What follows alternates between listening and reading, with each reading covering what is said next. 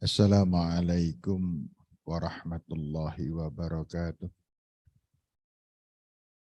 Alhamdulillah alladzi khalaqas sab'a samawatin tibaqa wa huwa alladzi arsala rasulahu bil huda wa dinil haqq liyudhhirahu 'ala ad-dini kullih walau karihal musyrikun.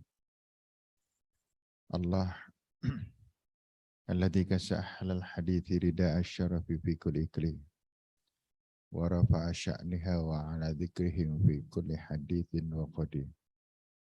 Wa khassa min baini hamlati syar'i bi mazidi tasrif wa ta'zim. La haula wa la quwwata illa billah wa la na'budu illa iyyah. Allahumma shalli ala Muhammad wa ala alihi wa sahbihi. Rabbi shrah li sadri wa yassir li amri wahlul 'uqdatam min lisani yafqahu qawli. Wa ba'd. Ibu-ibu sekalian, saudara-saudara semuanya, alhamdulillah hari ini kita bisa ketemu dan selalu diingat bahwa setiap kali kita bisa melakukan ibadah, maka itu adalah kenikmatan yang luar biasa dari Allah. Setiap kali kita bisa ngaji, maka itu harus sangat kita sadari bahwa Allah Subhanahu wa ta'ala berkenan memberikan nikmat-Nya kepada kita. Karena nikmat yang sering kali orang memahami adalah berbentuk nikmat atau rezeki yang sering kali dipahami oleh orang, sering kali adalah materi. Padahal ibu-ibu sekalian yang saya hormati, kemarin saya mendengar sendiri ada orang sakit di rumah sakit, opnam 1 minggu. Dan dia mengeluarkan biaya sekitar 12 juta. Nah sekarang, kita bisa sehat 1 minggu. Oke. Setiap sehat 1 minggu kita hargai 12 juta. Betapa banyak nikmat yang Allah berikan kepada kita. Kalau 1 bulan berapa? 12 kali 4. Nek setahun kita sehat terus. Dan seterusnya. Maka ibu-ibu semuanya saja cara memahami sebuah persoalan itu harus ada kilas balik atau mafhum mukhalafahnya. Gitu. Ketika kita sehat, mafhum mukhalafahnya, mafhum mukhalafah toh ya, mafhum mukhalafahnya adalah sakit. Ketika kita sakit, mafhum mukhalafahnya 2 kemungkinan. Nek enggak meninggal ya sehat kan gitu. Ya. Nah, ketika kita sedang sakit, rasane koyo ngopo. Nah, sekarang enggak usah berpikir biaya. Rasane wong loro saja. Ya. Saya pernah sakit 3 hari. Rasanya karu-karuan. Saya kepikiran astagfirullahaladzim ya Allah. Kenapa saya kalau sedang sehat sering lupa bahwa ketika sakit koyong ini rasani. Pernah sakit gigi itu? Pernah? Koyong apa rasanya? Berapa lama? Semacam itu. Ini mengingatkan untuk kita bahwa ketika kita sedang sehat, yuk manfaatkan sebanyak-banyaknya. Bahasa kita mudahnya adalah mumpung sehat mangkat, mumpung sehat jalan, mumpung sehat lakukan, mumpung sehat, mumpung sehat, mumpung sehat. Jangan sampai nikmat itu diisi dengan dosa. Angger dong lagi sehat, ling glendengi lelet banget. Le mandek glendengi nek dong sakit. Nek lagi sehat ya Allah galake karo putrane, karo garwane galak banget. Ning kok anggere lara nah tengel-tengel iso ngopo-ngopo. Jangan sampai begitu meskipun astagfirullahaladzim ya Allah. Betapa engkau arhamur rahimin ya Allah. Ketika kita sedang sakit. Dan sakitnya sakit sebagai seorang yang beriman. Sakitnya sakit sebagai orang yang terus tertuju kepada Allah dengan penuh keikhlasan. Allah melimpahkan nikmat pengganti yang tiada tara. Namanya maghfirah. Sampai ada orang, saya pernah besuk, ini serius kejadian. Tapi saya nggak sebutkan lokasinya ya, nanti pengen nebak-nebak nggak boleh. Saya besuk pada seorang bapak.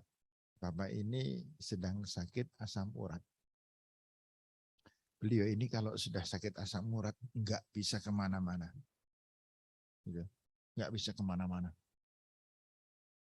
Nah, ketika saya besuk ke beliau, biasalah kalau besok ngobrol, beliau kalau ngobrol biasa, cuma nggak bisa jalan kakinya. Lah kok dia itu mengatakan satu kata-kata yang terngiang-ngiang terus sampai hari ini. Apa katanya? Pak Haris. Kula leres mboten Pak Haris. Terus pundi Pak? Kula niku nek dong pas krasa lara kados niki Pak Haris, kula niku malah luwih seneng tinimbang dong sehat. Teng gitu saya. Astagfirullahaladzim. Saulang. Kula niku Pak Haris. Nek dong pas loro kaya ngene niki Pak Haris. Saestu Pak Haris. Kula niku luwih seneng tinimbang dong pas sehat. Saya mikir, iya. Terus saya mengatakan ini. Kok bisa begitu Pak? Nggih Pak Haris. Kula niku nek dong pas loro, kula ora mari ngendi-endi, kula ming turon, ning Allah terus memberikan maghfirah, terus memberikan maghfirah. Setiap detik sakit kula niku maghfirah. Leres mboten niku Pak Haris? Santen leres. Nanging Pak Haris, kula niku nek dong aki sehat. Kula niku ora akeh entuk maghfirah, Pak Haris. Wong kadang-kadang kula niku meneng mawon teng omah ngantek seprapat jam, seprapat jam, sejam. Niku kula ora ndek aktivitas. Berarti kan kula ora entuk apa-apa. Nek dosa mancen boten nggih, Pak Haris. Tetapi kan kula ora entuk ganjaran apa-napa. Kepenak dong loro Pak Haris, yo mancing kremut-kremut sikile kula ora karu-karuan rasane. Ning niku luwih tak senengi sebab setiap detiknya ngendikane nek ikhlas wong loro niku maghfirah terus-terusan terlimpahkan kalih wong sing loro niku. Padahal kula niku dosane akeh malah Pak Haris nek kula tak cerita jaman kula enom biyen Pak Haris kaya ngono kaya kula niku. Nah, dari sini pelajaran gimana? Ibu-ibu setuju nggak? Setuju apa? Luwih seneng loro atau luwih seneng sehat? Nah, karena sekarang jawabannya. Luwih seneng luwih seneng loro atau luwih seneng sehat? Ini urusan orang kekuatan beriman. Nah, kalau seneng sehat, yes, boleh. Tapi ingat, sehat harus menyebabkan terlimpahnya maghfirah Allah kepada kita dengan berbuat yang terbaik. Sebab Rasulullah kan mengatakan ni'matani maghbunun. Dua kenikmatan yang paling yang paling membahayakan yaitu as-sihhah wal faragh. Dua kenikmatan yang paling menjerumuskan manusia itu dua. Paling menjerumuskan. Yang pertama yaitu sehat.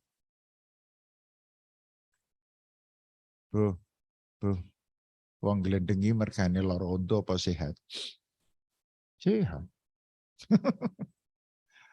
Wong galak nyentak-nyentak puterane mergane sehat apa lara? Sehat. Akhir lara ora kongang. Nggih. Maaf, ini hanya contoh. Maling.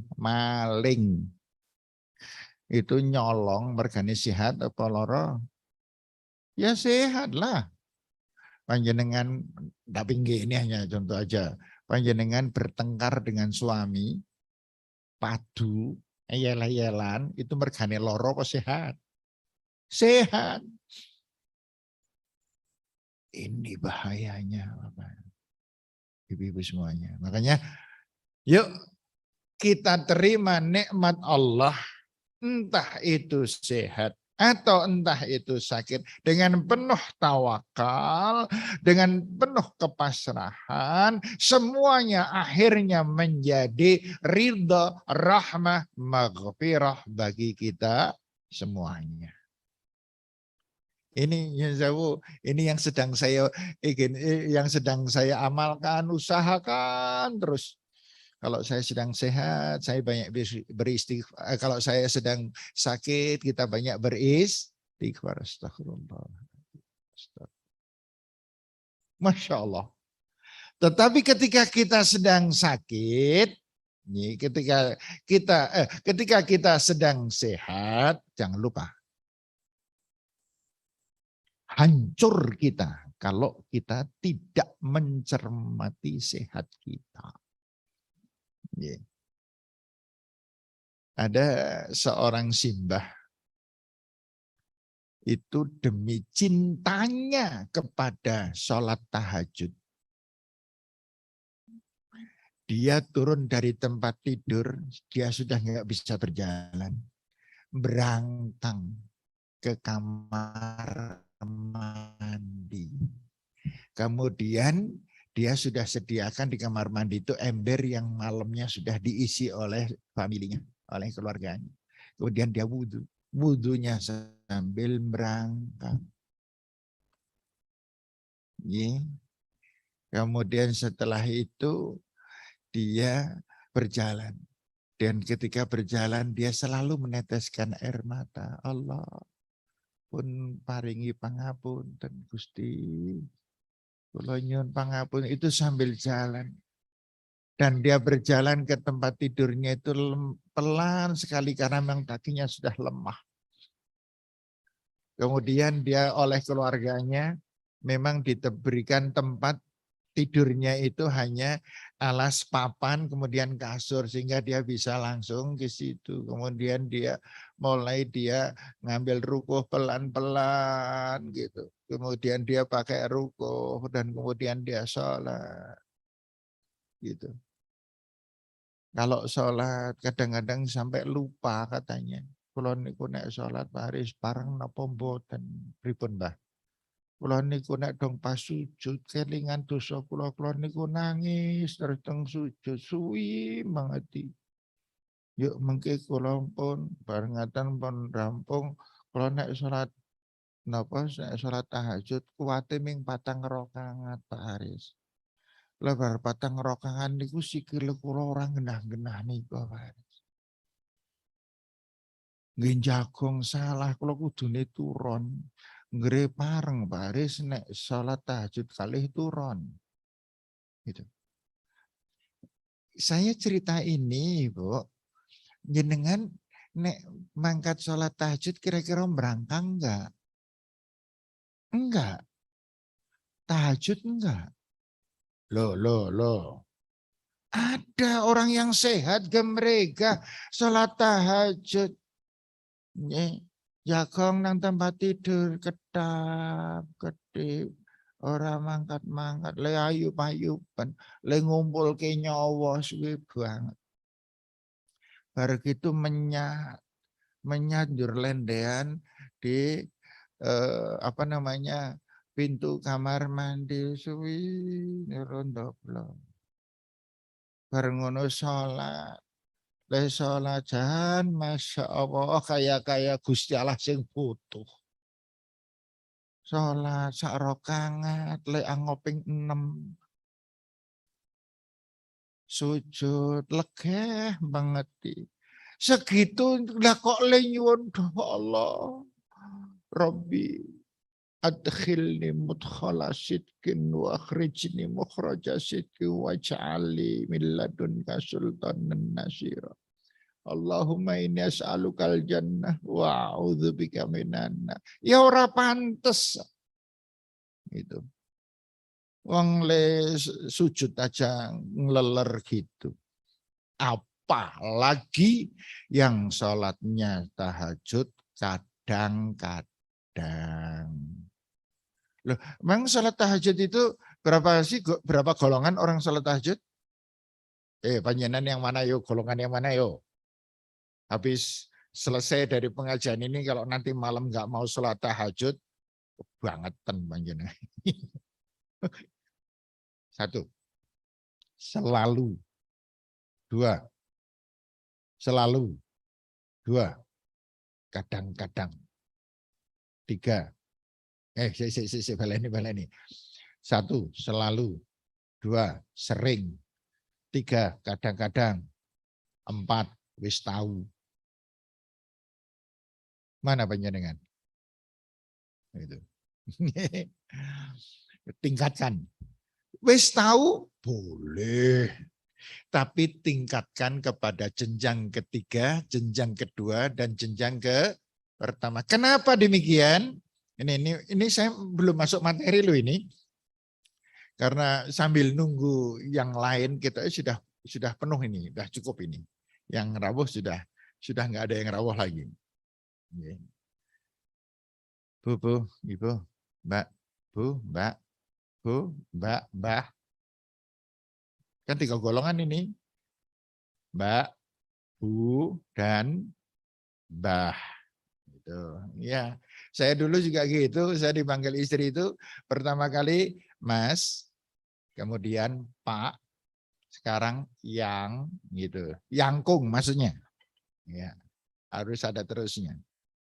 Ibu, ini untuk memudahkan. Ini kacamata siapa? Hah? Ini kacamata saya.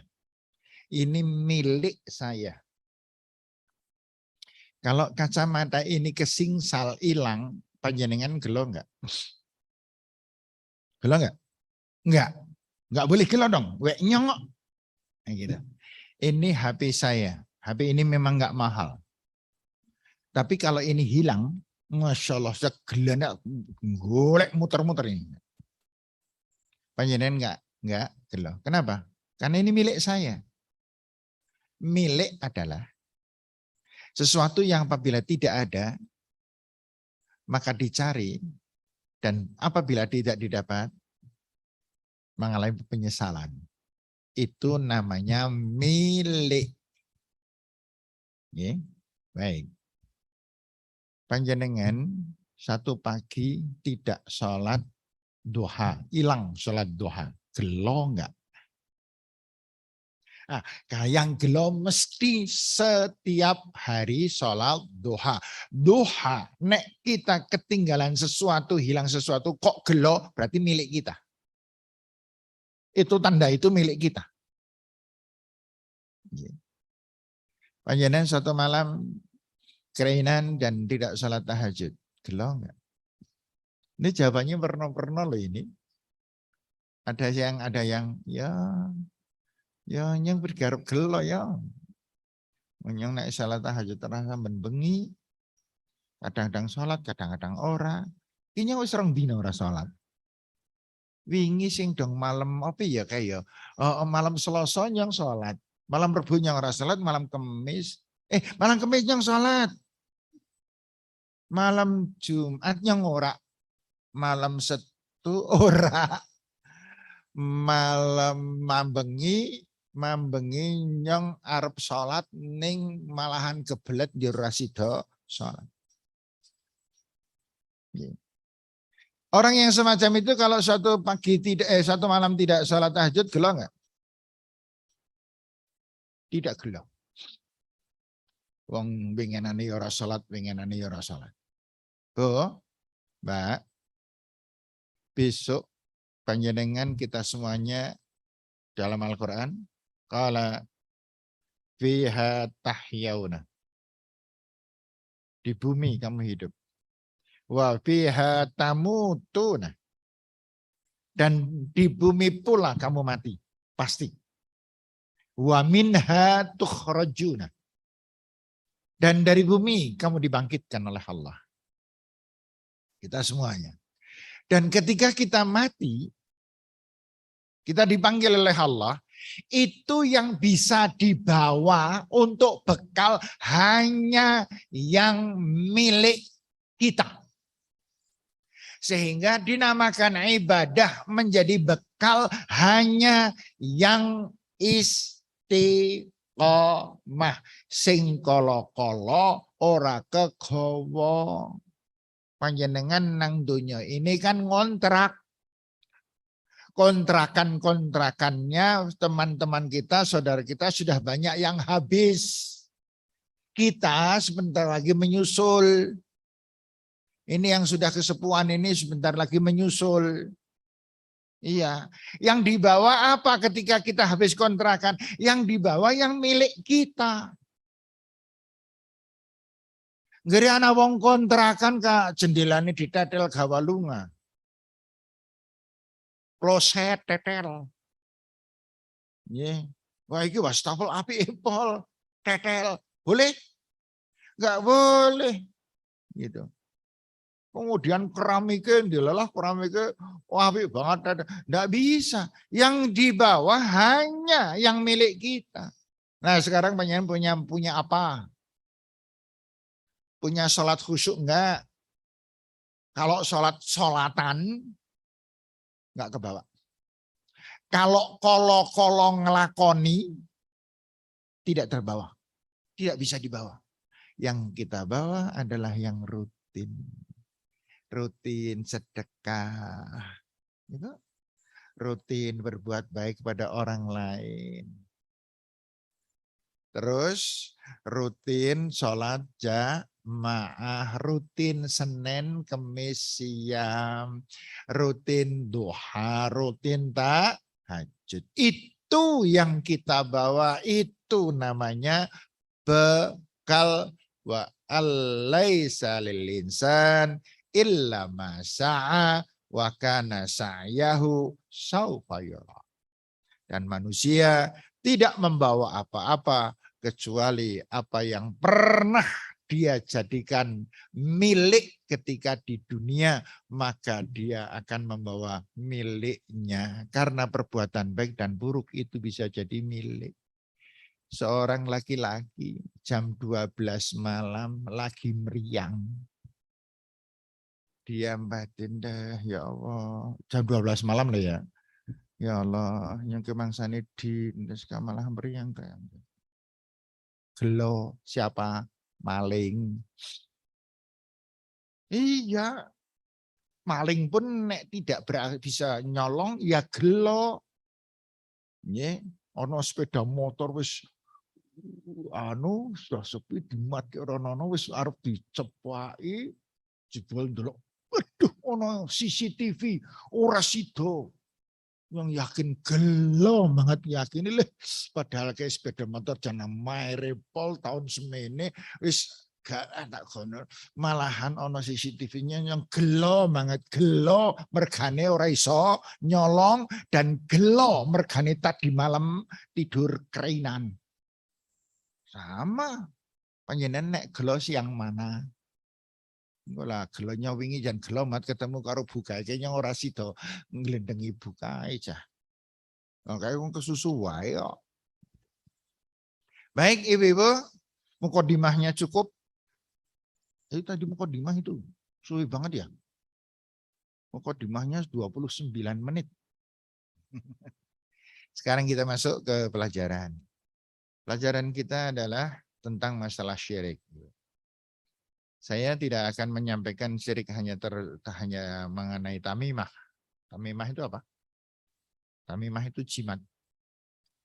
Haid, hayatoh atau haid itu benang. Benang sing dikalungke. Atau tiwalah dan lain sebagainya. Tapi saya akan menyampaikan secara umum saja biar panjenengan tidak kroso saya guroni panjenengan, saya akan membaca saja. Saya baca, saya terjemahkan, saya baca, saya terjemahkan jam 9 kita jam berapa? Jam 9.30. Betul? 10.30. Nggih. 10.30. Saya rada longgar ini insya Allah nanti karena saya jam berapa ya? Saya jam 10:30 apa ya? Itu saya ngisi di depan situ. Nanti saya ngisi di manasik haji. Saya tadi jam 8 sudah di PDM. Ada kumpulan musda, rapat persiapan. Itu, kemudian saya pamit. Gitu. Nah, pamit saya nggak boleh dilarang. Nggak pernah. Jangan, itu nggak pernah. Kenapa yuk? Pak, nyong pamit ya. Nyong tak anu. Ya, enggak apa-apa gitu. Kenapa yo? Ya, karena sing dipamiti adine dhewek. Iya, Pak Bambang ketua PDM kan adik saya sehingga beliau tidak pernah menolak kalau saya pamit. Gitu. Saya enggak enaknya dengan teman-teman aja. Habis itu nanti saya manasik selesai jam duhur, kemudian saya pindah lagi ke musyawarah lagi, gitu ya. Makanya ini saya ada longgar ini, Bu. Baik, saya bacakan beberapa hal. Yang pertama adalah kalimat ya'tabaru syirk billah min akbaril kabair. Sudah sama-sama kita maklumi bahwa syirik adalah sebesar-besar dosa. Allah itu paling benci kalau diberi saingan. Nah, kira-kira gitu. Sampai turun ayat Al-Quran, kan? Sampai turun ayat Al-Quran yang surat ini surat ini jadi surat yang terpenting, bahkan di dalam hadis suratul Ikhlas sulusul Quran. Surat Ikhlas itu sepertiga Al-Quran. Namun jangan diterjemahkan moco kulhu ping telu katam Quran. Suratul Ikhlas sulusul Quran. Surat Al-Ikhlas itu sepertiga Al-Quran. Nek moco ping telu berarti 1. Berarti kulhu ping telu katam Al-Quran. Ada orang yang apal nek kulhu. Apal tenan. Ning surat Al-Ikhlas ora apal. Jebul mengeti jeneng itu. Nggih. Wa huwa dzanbul wahid. Dan ini adalah dosa nomor 1. Alladzi la yaghfiruhullah ta'ala abadan. Yang Allah tidak berkenan untuk mengampuni dosanya selamanya. Kalau dia perbuatan syirik itu sampai ke bawah mati. Nah, ini catatannya harus cepat-cepat Ibu. Karena ada orang mengatakan bahwa perbuatan syirik itu lah apa ora iso diampuni. Itu nek sampai di alam kubur. Tapi kalau di dunia semua dosa diampuni. Makanya Bapak makanya Ibu-ibu kalau sedang berdoa, kalau panjenengan tidak mempunyai pilihan doa yang tepat, pakai bahasa Indonesia enggak apa-apa. Doa Allah. Ampuni semua dosa hamba. Termasuk apabila hamba pernah berbuat kemusyrikan kepadamu, ya Allah. Loh, namanya orang berbuat musyrik bisa jadi karena orang mudeng loh. Ya kan? Karena enggak paham. Ya enggak paham, tetap dosa. Gitu. Ya, kita lanjut dulu. Biar nanti banyak, saya tak ringkas-ringkas saja ya. Allah Subhanahu wa taala mengatakan dalam surat An-Nisa ayat 48, A'udzu billahi minasyaitonir rajim. Innallaha la yaghfiru ayyushraka bihi wa yaghfiru ma duna dzalika liman yasha. Allah tidak akan mau mengampuni dosa yang dinamakan dosa syirik. Tetapi Allah berkenan mengampuni dosa-dosa yang lain.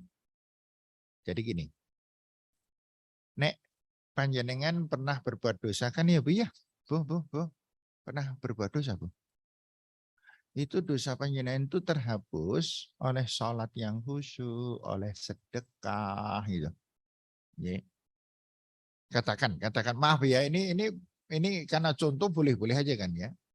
Ada orang pernah berbuat satu, mencuri, pernah juga dia berjudi, pernah juga dia berzina, pernah juga dia berbuat musyrik. Oke. Kemudian, Ibu, orang ini bertaubat kepada Allah. Oke. Maka ketika dia siam, salat, sedekah, zakat, dan banyak dia lakukan, yang terhapus hanya apa tadi yang pertama? Mencuri, berjudi, berzina. Yang musyrik belum terampuni. Tidak bisa diampuni. Kecuali kalau dia taubat nasuha, secara khusus mohon ampun dari perbuatan-perbuatan musyriknya, dan kemudian diikuti dengan perbuatan-perbuatan baiknya karena teringat dengan perbuatan musyriknya. Rasul mengatakan, gimana? Ittaqillaha haitsu ma kunta. Bertakwa kamu di dalam keadaan apapun, kamu bertakwa. Kemudian Rasul mengatakan wa'at bi'is sayyi'atal hasanata tamhuha. Dan ikuti, ditimpa perbuatan-perbuatan jelekmu dengan perbuatan-perbuatan baikmu. Tamhuha, maka akan terhapus oleh Allah Subhanahu wa taala. Saya pernah ada seseorang. Orang ini mengeluarkan sedekahnya sebanyak 10 juta. Saya enggak biasa kok tiba-tiba saya nanya. Pengiran hebat teman, ini punya niatan apa ini sedekah sebanyak ini? Dia menjawab, Pak Ades, saya dulu pernah berbuat musyrik. Maka saya bersedekah ini dan saya akan terus bersedekah. Dengan harapan Allah memberikan ampunan dari semua dosa saya termasuk syirik. Semua dosa saya termasuk syirik. Karena dia berbuatnya tidak hanya syirik gitu loh. Perbuatan-perbuatan terkutuk yang lain. Diikuti semacam itu. Sehingga ibu-ibu jangan pernah mencela orang yang berbuat jelek loh ibu. Jangan pernah mencela panjenengan kayak wong kelakuane elek maka nyebeli mangkal jangan. Orang itu kalau sudah bertobat ibu bisa ngalah-ngalahi kita loh ibu. Ya kan? Sementara kita berdosa kan? Kayak sehingga kalau lebih kotak-kotak kayak wong kelakuannya orang kena kayak wong sembahyang ora tahu. Dosa enggak? Dosa. Lah kok jebel dia suatu saat bertobat apa ora kewirangan kita di hadapan Allah? Maka lisan dan hati kita diusahakan selalu adanya hanya doa. Melihat orang yang tidak benar, ya Allah, ampuni dosanya. Semoga dia segera bertobat. Melihat ada orang yang salihah, duh Allah, ya Allah, semoga dia husnul khatimah. Jadikan hamba bisa mengikuti apa yang dia lakukan, ya Allah. Kan banyak contoh-contoh orang yang api-api pol. Saya kalau sedang ngalamun itu, ya saya sedang sok absen loh Ibu. Bukai wangi apian, ya Allah, semoga mereka mendapatkan maghfirah, ya Allah, bukai. Terus nek bukai istimewane nang kene, nek bukai, nek pakai ya Allah ini. Untuk apa? Untuk menjadikan diri kita ini tidak merasa jadi orang sing apian gitu loh. Karena kalau panjenengan sudah merasa ana itu saya lebih baik daripada dia, itu kata-kata iblis. Benar? Masih ingat itu? Di dalam surat Al-A'raf ayat berapa ya? Ayat 13 atau 14 itu. Allah kan mengatakan, ma mana'aka alla antasjuda id amartuk. Iblis, apa yang menyebabkan menghalangi kamu tidak mau menghormati Adam? Itu perintahku. Apa jawaban iblis? Iblis menjawab, ana khairu minhu. Aku lebih baik daripada dia. Nah, ketika kita merasa bahwa saya lebih baik dari orang lain, kita kesalahan fatal sekali. Maka kita harus selalu membandingkan diri kita dengan orang-orang yang lebih baik, sehingga kita tidak pernah merasa lebih baik dari orang lain. Sementara orang-orang yang kurang baik, kita doakan semoga mendapatkan hidayah dari Allah. Selamat kita. Baik, kita lanjut. Wa may yusyrik billahi faqad iftara isman 'azima. Dan siapa yang berbuat kemusyrikan, maka dia sudah iftara, jelas nampak sekali melakukan perbuatan dosa yang sangat besar. Nah, ini yang kadang-kadang kita prihatin ini.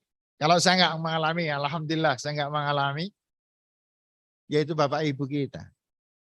Tanya teman-teman itu, Pak Aris, gimana ya Pak Aris? Bapak ibu saya itu dulu Masya Allah, nek karo kemusyrikan teneman banget. Kira-kira saya bisa mendoakan apa enggak ya? Mampukah dosa-dosa musyriknya diampuni dengan doa anak? Jawabannya, innallaha la yaghfiru ayyushraka bihi wa yaghfiru ma duna dzalika liman yasha. Allah tidak akan mengampuni dosa perbuatan musyrik yang sudah kadung ke bawah ke alam kuburnya. Tetapi Allah berkenan mengampuni dosa-dosa yang lain. Tapi Pak, orang tua saya itu memang bukan dukun, tapi musyriknya luar biasa. Apakah saya tidak perlu mendoakan Mbak Anies? Doakan. Tetap didoakan. Persoalannya adalah kebutuhan kita. Seorang anak yang tidak mendoakan orang tuanya, anak durhaka.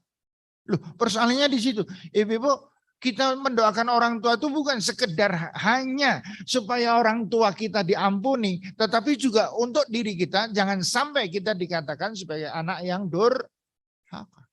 Tetap kita mendoakan. Dan tetap saja kita sedekah, bismillah. Hanya sedekah, bismillah. Semoga orang tuaku diampuni oleh Allah. Gitu. Bukan hanya untuk diri sendiri kan. Semoga ya Allah dengan perbuatan ini Bapak Ibu hamba diampuni. Semoga ya Allah dengan saya rajin ngaji, Bapak Ibu saya mendapatkan kasih sayang-Mu ya Allah karena aku anaknya. Ya Allah dengan saya memaafkan kesalahan orang itu, semoga Allah pun memaafkan, mengampuni dosa orang tua. Doa Allah, semoga salat tahajud ini menyebabkan Engkau sayang pada orang tua hamba ya Allah yang ada di sana. Gitu. Dan seterusnya. Itu hak kita sebagai seorang anak yang berbakti, baik orang tua masih hidup maupun yang sudah meninggal. Baik, kita lanjut nih. Ini sebenarnya materi ini urusan siru tuh tenan nih. Saya kalau membahas ini nih butuhnya 5 pertemuan Ibu. Panjenengan satu pertemuan aja sono sing batin. Ora rampung-rampung talah. Ndak ya. Kemudian Rasulullah Shallallahu Alaihi Wasallam mengatakan, nah sekarang jenis-jenisnya. Nanti akan sampai ketemu pada topik itu mengenai tamimah itu. Tamimah itu apa? jimat. Rasulullah sallallahu alaihi wasallam mengatakan, inna akhwafa ma akhafu alaikum asyirkul asghar. Para sahabat, sesungguhnya Rasul mengatakan, sesungguhnya dari sekian banyak hal yang paling saya khawatirkan dan paling saya takuti adalah adanya syirik kecil di kalangan umatku. Itu paling aku takuti. Karena yang menyebabkan orang-orang masuk neraka hawiyah itu syirik kecil. Ini untuk kita, ini konsumsi kita, benar nih konsumsi kita. Kemudian sahabat bertanya, wa masyirkul asghar ya Rasulullah. Rasul, syirkul asghar itu apa sih Rasul? Rasulullah menjawab, ar-riya, yaitu riya. Yaqulullah azza wa jalla lahum yaumal qiyamah idza juziyan nas bi a'malihim idhabu ilal ladina kuntum tara'una fid dunya fanzuru hal tajiduna indahum jazaa. Astaghfirullahaladzim, ya Allah. Allah berfirman di hari kiamat. Kata pengantikan Allah pada hari kiamat adalah di saat semua orang sudah mendapatkan balasan amal ibadahnya. Allah berfirman, idhabu ilal ladzina kuntum taraun. Kamu. Mana pergi? Minta pahala dari orang yang menyebabkan kamu berbuat. Yang suka memuji kamu itu. Yang orang-orang yang membuat kamu melakukan perbuatan baik, yang menyebabkan kamu berbuat baik, dan orang itu yang menyebabkan kamu ora kepenak, pekewuh, isin, dan sebagainya. Minta sana kepada mereka yang akan memberikan pahala kepada kamu. Astagfirullahaladzim. Kemudian fangduru hal yajiduna indahum jazaa. Kemudian kamu lihat apakah mereka mendapatkan balasan dari Allah Subhanahu wa taala? Kalla, mereka tidak mendapat apa-apa. Sehingga Bapak Ibu-ibu sekalian, ini waspadai ya. Panjenengan jangan sampai melakukan perbuatan baik hanya pekewuh. Hanya orang kepenak. Ini yang masih muda-muda. Jangan sampai panjenengan melakukan kebaikan itu hanya karena kan ada punyanya saiki kok rajin temen le ngaji. Iyalah. Nang orang ngaji ngerti bojone ngerti wae nang karinano jadwal pengajian. Itu ya terus kon mangkat. Bu mangkat. Bukannya mangkat ramon. Ya kepaksa njur mangkat. Itu riya. Gitu. Kurban. Kurban itu 3 juta lebih. Siapa di antara panjenengan yang mengatakan 3 juta duit sithik? 3 juta adalah duit kecil. Siapa? Siapa mengatakan? Enggak ada. Di sini kita orang nono sing sugih banget kok. 3 juta itu uang yang banyak yang beberapa orang tertentu nabung setahun penuh. Nembe kumpul. Lah kok ada orang yang korban itu niatnya riya. Bu, dalam. Dewek kudu korban ya, Bu. Lah jarine duit kerep nggo bayar nganu kok nggo korban prige Pak dhewe ora kuat nek arep korban wong. Janean nggo bayar nganu ki Bu ngene ki Bu. Kowe sing duit nggo bayar ngene ditunda dingin lah. Nyong ora penak, Bu. Bu nganu ke kurban lho. Pak kae kurban. Jur nek ora salah Pak kae we kurban no. Nek dhek ora kurban yakin ora penak. Dilalah bojone apa dhewe? Oh ya Pak. Nang ngono dhewek kurban. Masya Allah. Itu 3 juta itu tidak ada sakndil-ndilo pahala. Bahasane prige bro. Sakndil-ndilo pahala. Paham ya? Hati-hati nyebunyi. Kita bareng-bareng lah. Saya juga podo-podo karo panjenengan kok. Ya podo-podo le berjuang kadang-kadang kelalen meneh. Saya kadang-kadang sok mangkal karo awake dhewe. Gitu. Ya. Namun kita sadari terus.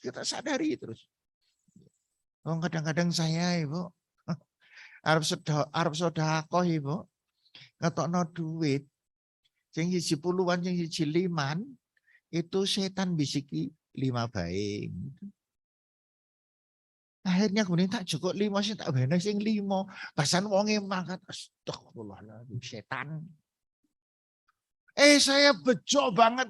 Nggak ada 5 menit kemudian ada orang lagi ke rumah. Alhamdulillah ya Allah. Kemudian tak ketok ke sing 10.000 tak. Kayak Masya Allah. Ya Allah. Bapak Ibuku diampuni dosanya ya.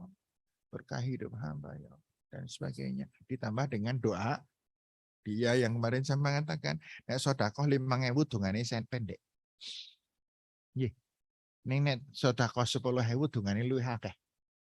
Nek 20.000 luwih akeh meneh. Nek 50.000 panjenengan nanti kesel ngrungokke donga.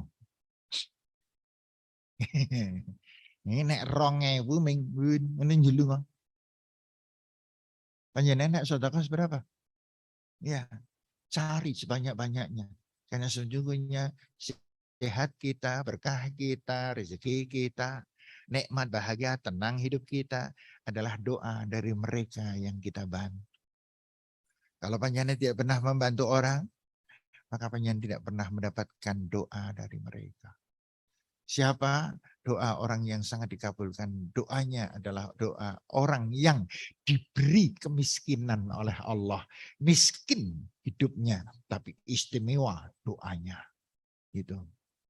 Beda dengan orang yang kaya. Duitnya banyak ning dongane godal gadul. Karena orang kaya sulit untuk tawadhu.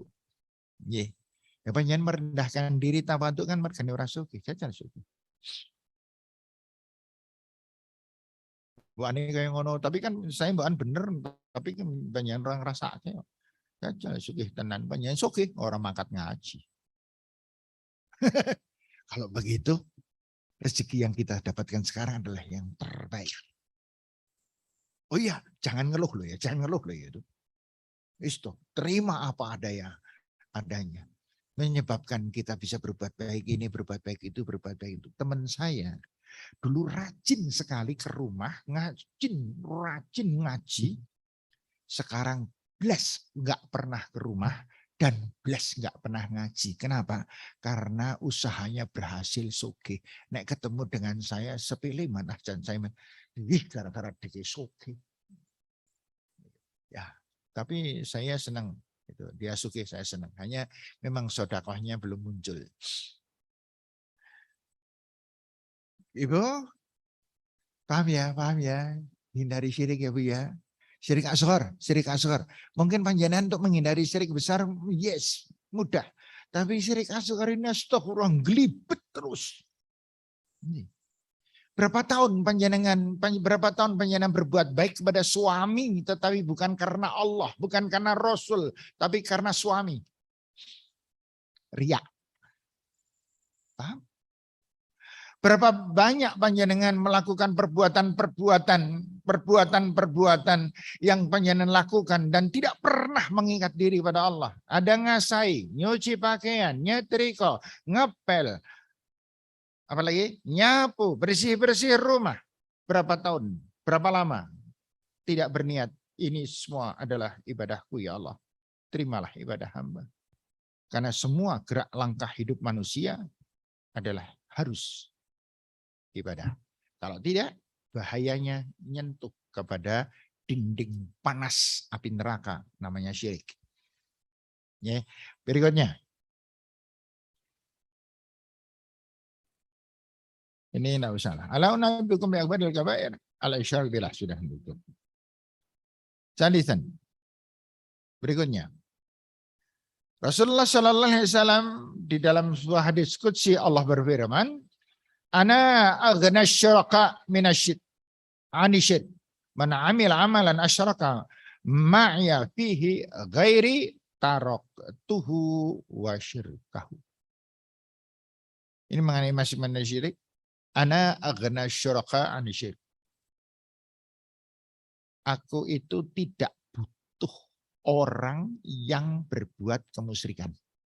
Allah sudah nggak butuh terhadap orang yang berbuat kemusyrikan.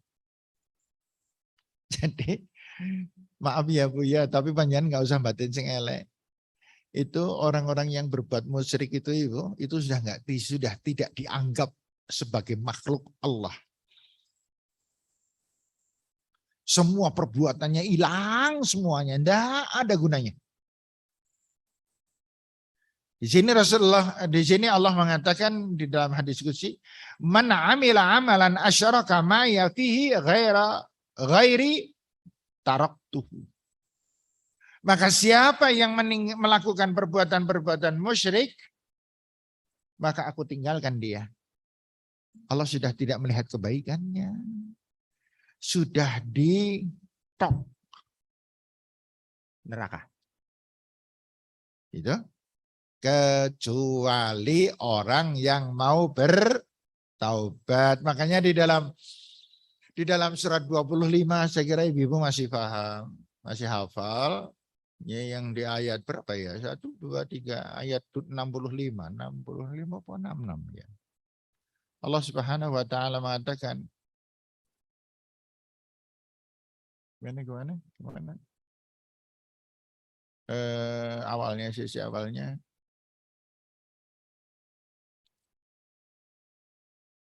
Kok bisa kelalen tuh?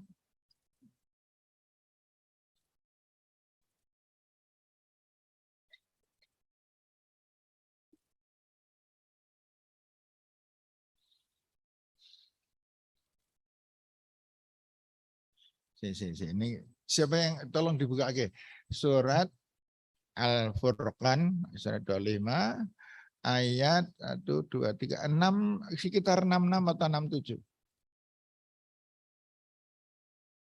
Ya Allah, depannya sering ngeblank gitu padahal nggak ada yang ngantuk loh. Iya, saya kalau ada yang ngantuk sering ngeblank soalnya. Saya tak buka lagi dulu sebentar. Ngisin nonton. Iya. Enggak apa-apa. Jenenge menungso itu kan akeh kelalaiane ya, Bu. Surat berapa tadi? Surat 25 ya. 25. Ayatnya adalah ayat 6. Buka dulu.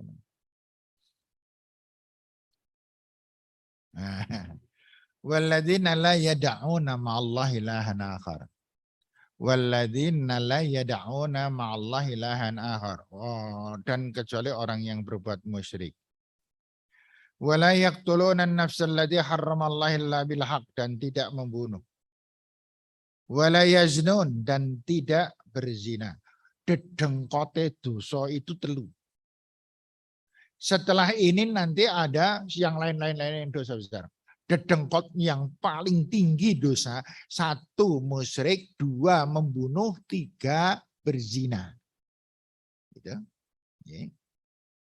Wa may yaf'al dzalika yalqa atsama. Siapa yang melakukan dosa-dosa ini maka dia akan tertimpa kehancuran. Dosa yudha'af lahul azab, dilipat gandakan terus dosa-dosanya sambil menunggu taubatnya. Wa yakhlud fihi muhana, dan dia akan kekal selama-lamanya di neraka. Nah, kemudian illa man taba, kecuali yang mau bertaubat. Apa itu taubat? Taubat itu dari kata taba yatubu, merubah alur jalan. Ini tobat nih. Saya lepas kamera.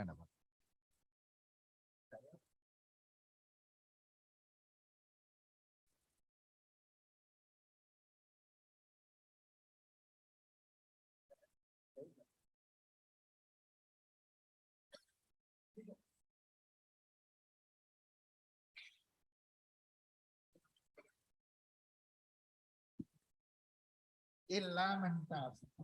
Kecuali yang mau bertobat. Wa amanah. Dan beriman kepada Allah. Wa amila amalan solihah. Dan terus beramal soleh. Syarat ini jangan dikira gampang. Wangel ini. Illa man taba. Kecuali orang yang mau kembali ke jalan yang benar. Apa? Wa amila wa amana. Dan dia seluruh amal yang dilakukan dasarnya adalah iman. Tidak riya. Dasarnya adalah iman. Wa amila amalan salihah. Dan dia selalu berbuat yang saleh. Apa itu perbuatan yang saleh? Ngasai niat karena Allah saleh. Salat tepat waktu, khusyuk, saleh. Yeah. Suami marah-marah panjenengan diam karena takut kepada Allah, saleh.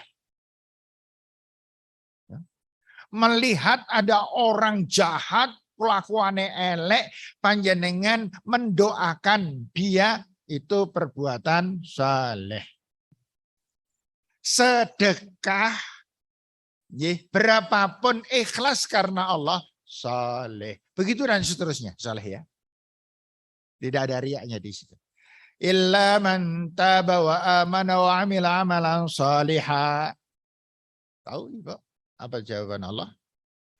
Faulaika yubaddilallahu sayyiatihim hasanat. Maka orang-orang yang melakukan perbuatan apa tadi? Perbuatan musyrik, perbuatan membunuh, berzina, nyolong, mabuk, apalagi durhaka pada orang tua, banyak itu. Kemudian dia bertobat kepada Allah dan beriman kepada Allah dan melakukan amal soleh. Apa kata Allah? Ketebak banyak. Faulaika yubaddilullahu sayyiatihim hasanat. Maka Allah membalik semua dosa-dosanya itu dibalik menjadi pahala. Allahu Akbar. Betapa sayangnya Allah kepada manusia. Wis terpuruk kaya ngono kelakuane. Dosane ngompok-ompok sondul langit istilahnya ya. Lah kok mau bertobat, beriman dan beramal soleh sampai meninggal dunia, semua dosanya bukan sekedar dihapus, tetapi pahala dosa yang banyak itu dirubah menjadi pahala. Makanya hati-hati. Kalau panjenengan lama nggak ketemu dengan orang jelek, jangan mengatakan jelek, sopok ngerti dia sudah bertobat. Ya kan ya. Ada lagi malahan yang jin ora gelem kalah. Ya mancen wong kae mancen tak akoni wonge apian mancen saiki amal soleh apik neng biyen iki. Biyen ndak usah disebut. Biyen sudah diampuni dosanya oleh Allah. Lah kok sekarang kita malahan sing golek dosa. Itu keadaan kita. Baik ibu-ibu sekalian, kita lanjut lagi. Masih berapa menit? Udah habis.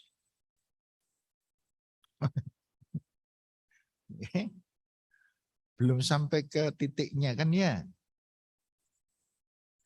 Kemudian yang berikutnya. Kemudian berikutnya adalah man 'allaqa tamimatan faqad asyraka. Siapa yang mengalungkan jimat musyrik. Benang, gelang,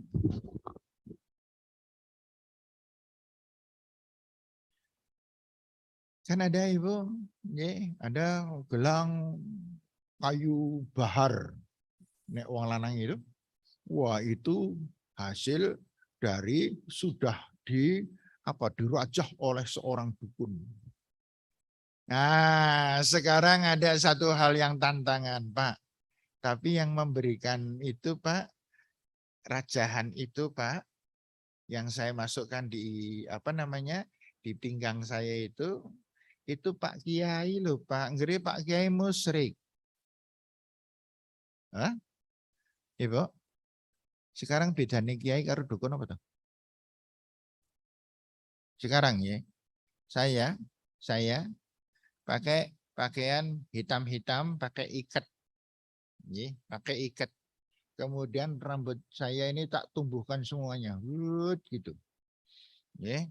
Kemudian saya memegang di depan saya itu ada tungku, angklo, yang ini kemudian ada saya di sini ada keris, di sini ada jerangkongnya dan lain sebagainya. Pertanyaan terkesan saya apa? Dukun kan? Yes. Pak Haris dukun. Oke. Kemudian setelah itu karena sekarang dukun kalah payu. Kemudian saya merubah. Sebulan kemudian saya rubah. Yeah. Semua segala macam anglo keris dan semua saya hilangkan.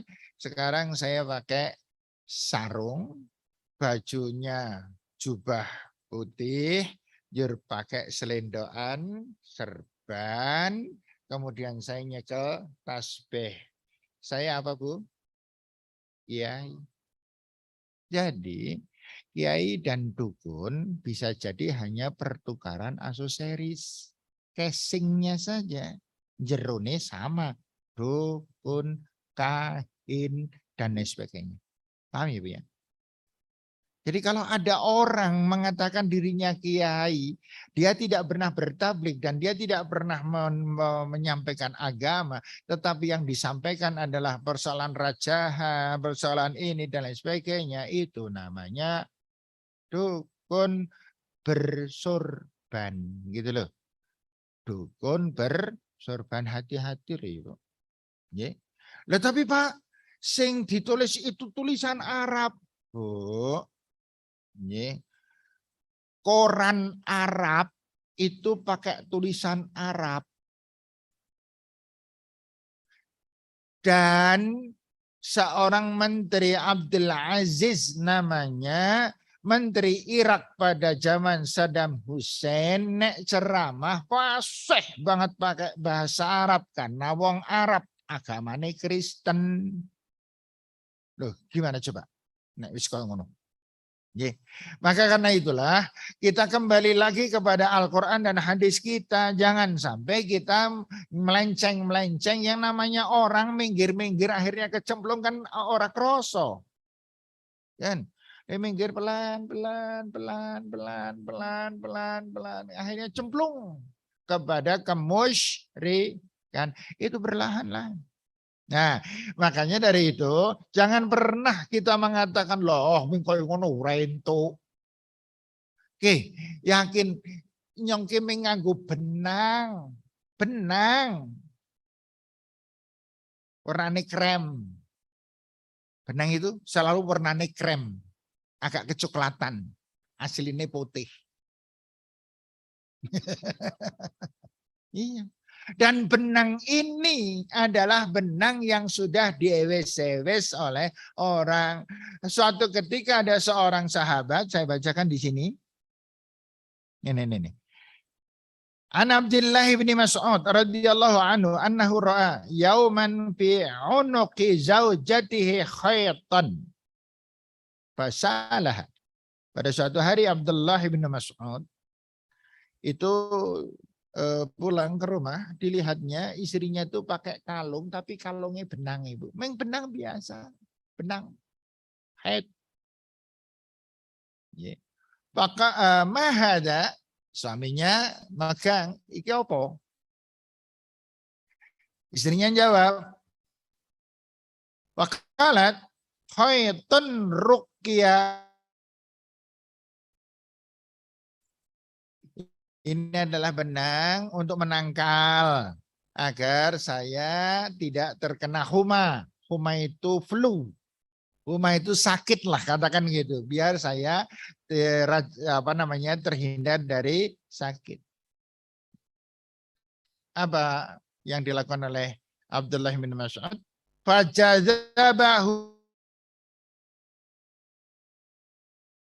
Maka kemudian itu dijazaba, itu dilolos. Faqata'ahu dan dipedot, faromahu dan dibuang. Maka laqad asbaha ala Abdullahi aghniya minasyirk. Banyak sekali keluarga-keluarga kita yang terjumus ke dalam kemusyrikan.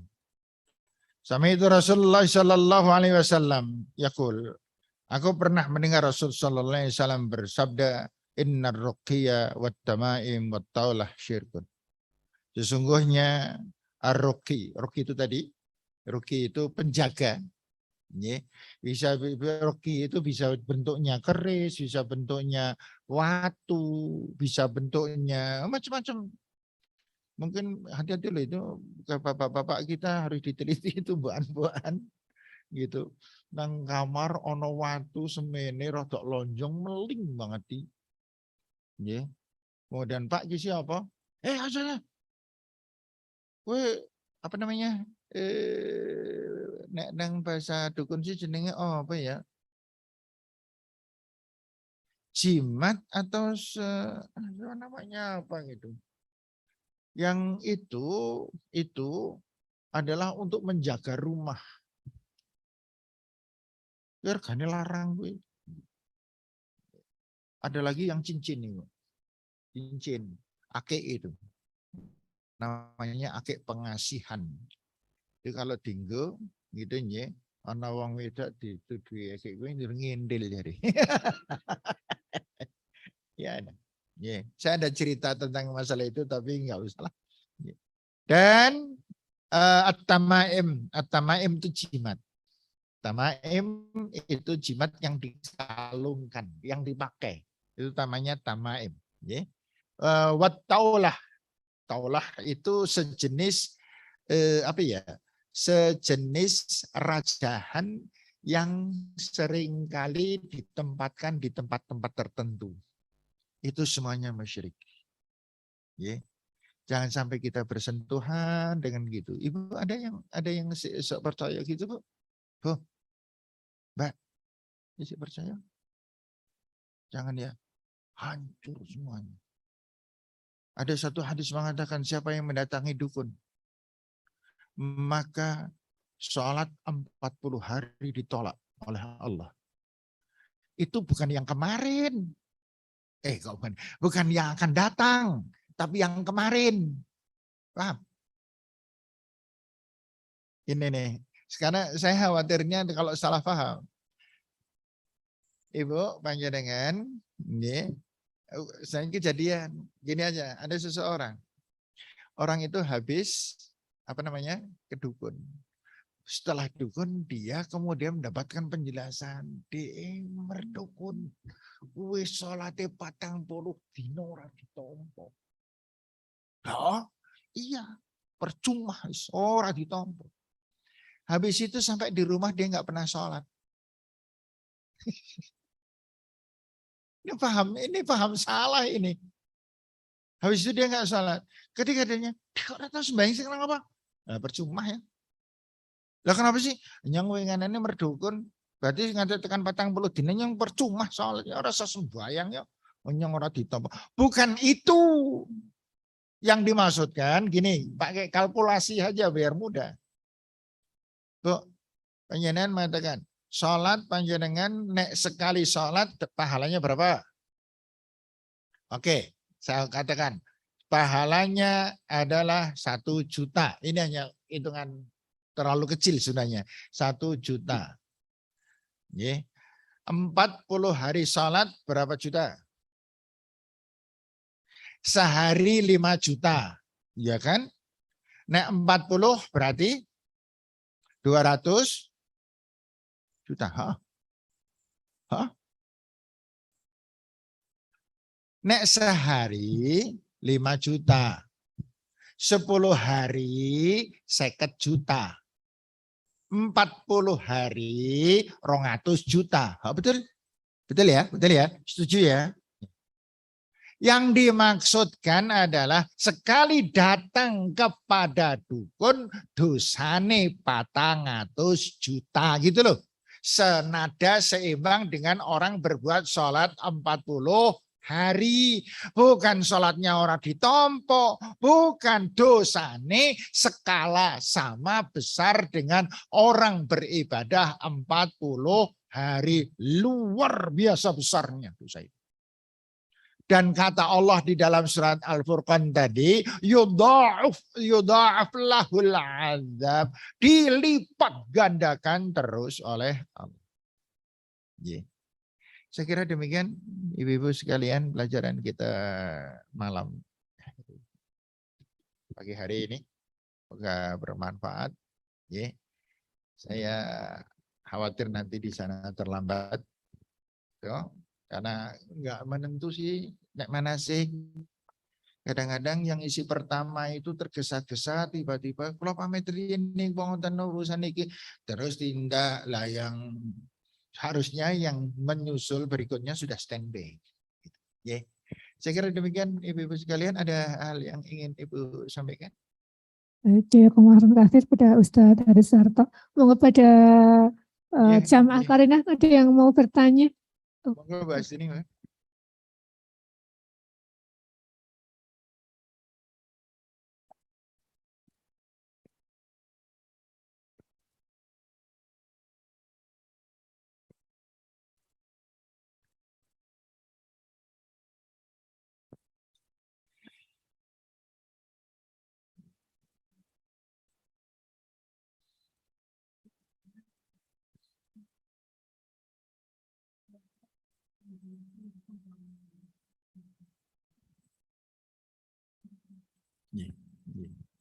Kalau yang gelang kesehatan itu bukan musyrik.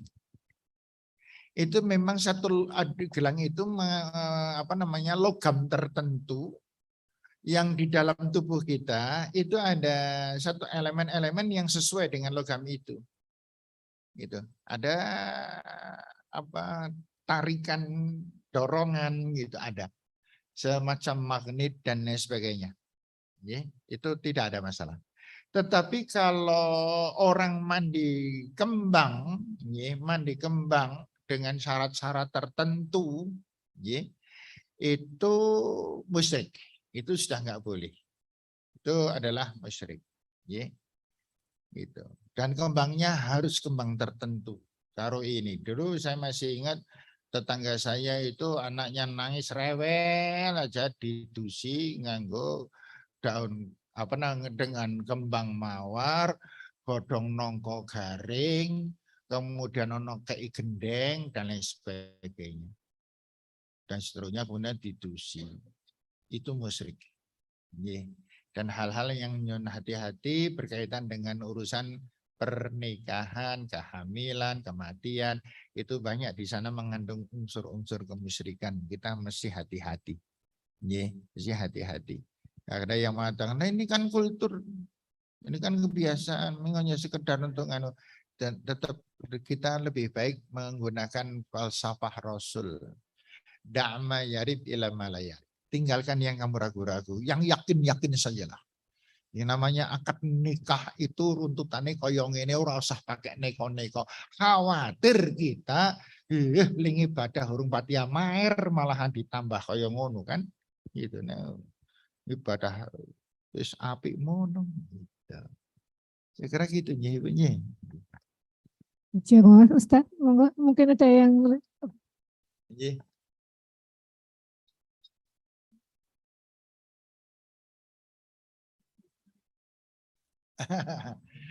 Di desa secara umum tidak apa-apa.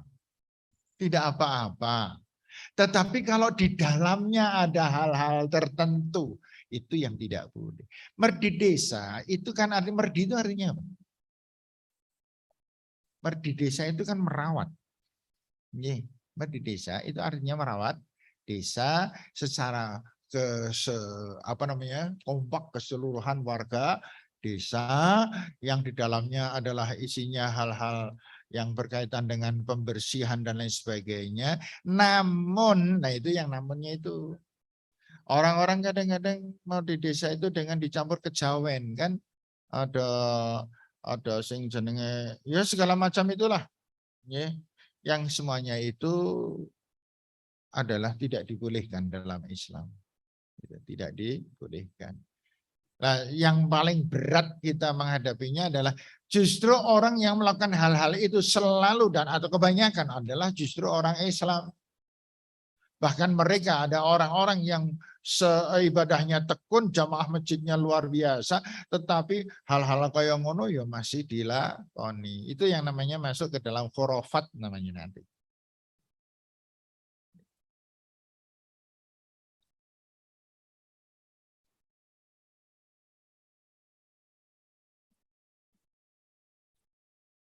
Enggak apa-apa.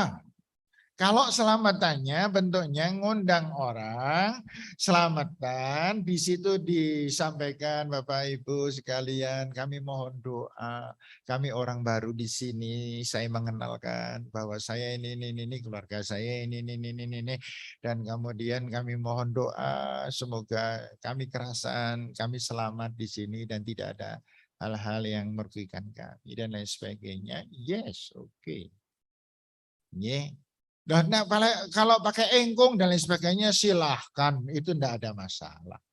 Tetapi kalau kemudian ada intrik-intrik yang lain itu kadang-kadang suka ada, ya itu tidak boleh. Kayak mau bangun rumah, kudu kayak wit gedang sak tundun karo ini, kemudian mulunya dikasih kain merah, itu sudah nggak boleh. Itu sudah nggak boleh. Apalagi yang kono pojok kono.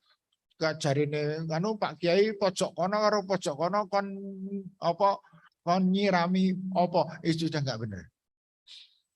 Udah enggak ada yang hal-hal gitu itu sudah tidak. Yeah.